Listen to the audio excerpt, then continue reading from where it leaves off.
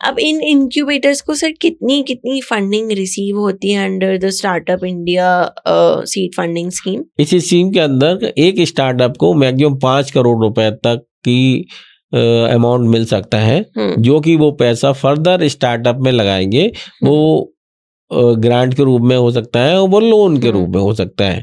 Grant maximum वो दे सकते हैं 20% ऑफ टोटल फंड। मान लीजिए किसी इनक्यूबेटर को 5 करोड़ रुपए मिले हैं फर्दर स्टार्टअप को देने के लिए, तो उसका 20% मतलब 1 करोड़ रुपए तक तो वो एज ए ग्रांट दे सकता है। बाकी 4 करोड़ रुपए एज ए लोन दे सकता है मल्टीपल स्टार्टअप्स को। ऐसा नहीं कि सारा पैसा एक ही स्टार्टअप को दे दिया, वो भी लिमिटेशन है। एक स्टार्टअप को 20% से ज्यादा नहीं दे सकता, चाहे ग्रांट के रूप में हो चाहे वो लोन के रूप में हो।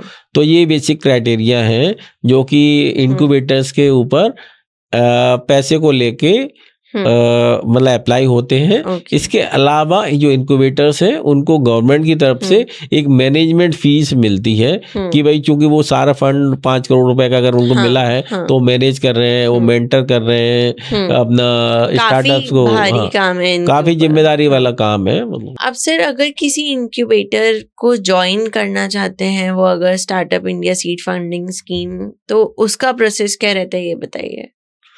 देखिए इसका ऑनलाइन प्रोसेस है। जैसे स्टार्टअप इंडिया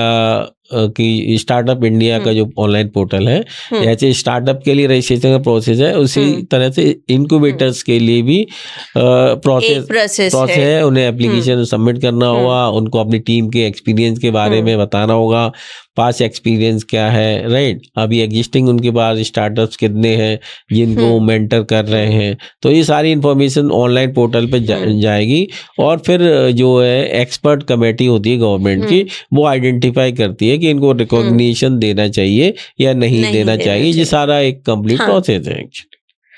अब सर कोई ऐसी सक्सेस स्टोरी हो या मतलब कोई भी ऐसी मोटिवेशनल स्टोरी जिसने बेनिफिट किया हो from the startup India seed funding scheme, वो बता दीजिए।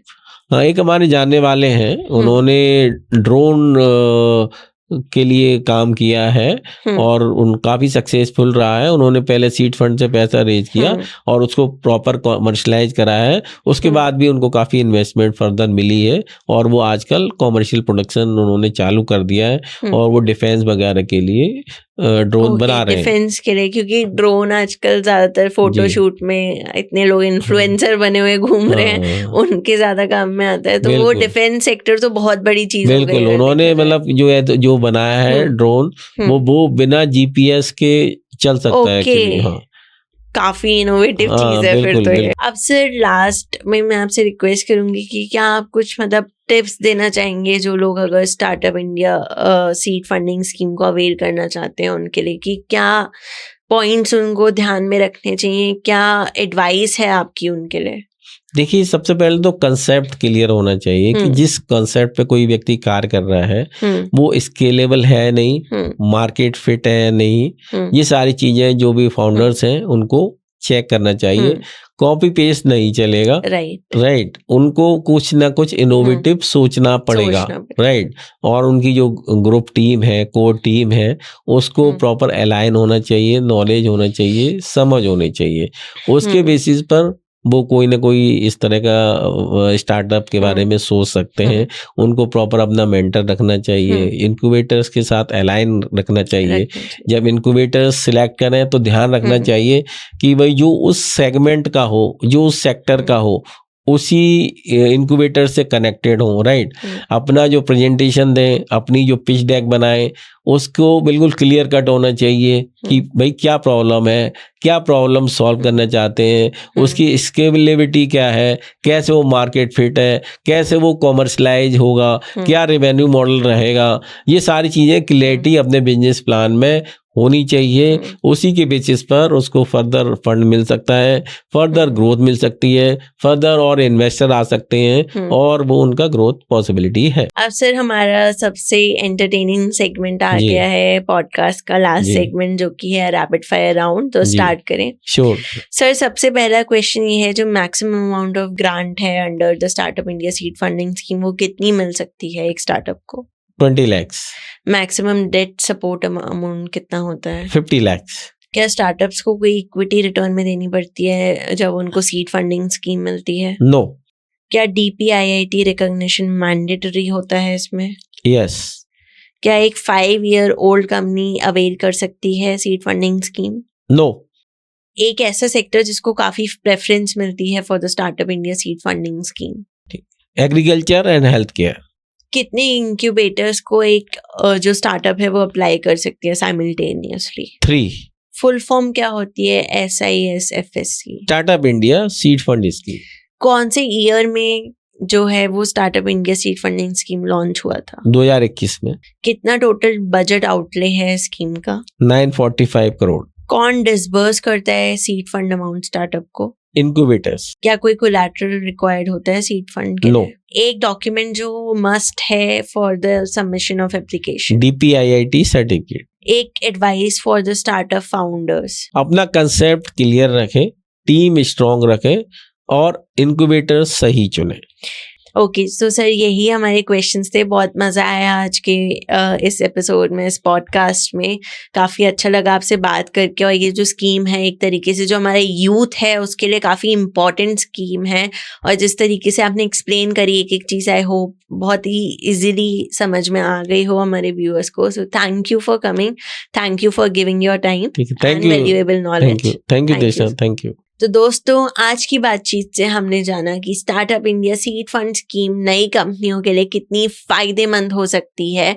अगर आप पात्र हैं तो जरूर इसके लिए आवेदन करने पर विचार करें। क्या पता आपका आइडिया अगले साल उड़ान भरने लगे सरकार की मदद से। इस पूरे एपिसोड का सार यही है, सही तैयारी और जानकारी के साथ अगर आप इस स्कीम का लाभ लेते हैं तो आपको बिना इक्विटी दिए शुरुआती फंडिंग, मेंटोरशिप, नेटवर्क सब मिल सकता है जो आपके स्टार्टअप के लिए गेम चेंजर साबित होगा।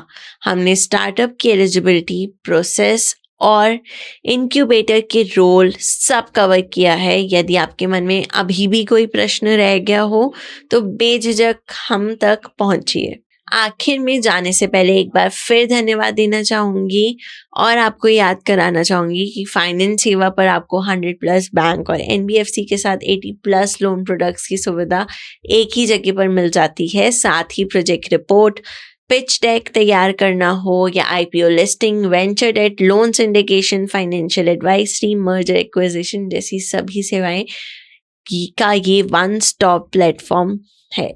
सही लोन प्रोडक्ट्स मिक्स चुनकर और सरकारी योजनाओं का उपयोग करके सब्सिडी का फायदा कैसे लिया जाए, इन सब पे उनके एक्सपर्ट आपको गाइड कर सकते हैं। हर शुक्रवार रात 8 बजे फाइनेंस सेवा के एक्सपर्ट YouTube पर, लिंक्डइन, फेसबुक और इंस्टाग्राम पर लाइव आते हैं।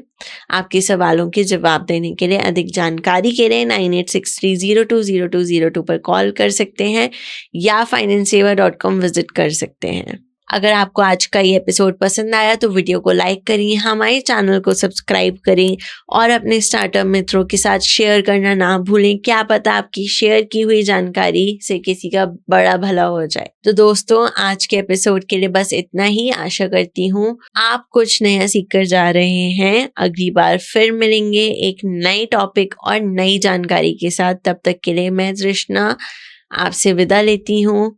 Happy innovating, keep dreaming big. जय हिंद, थैंक यू।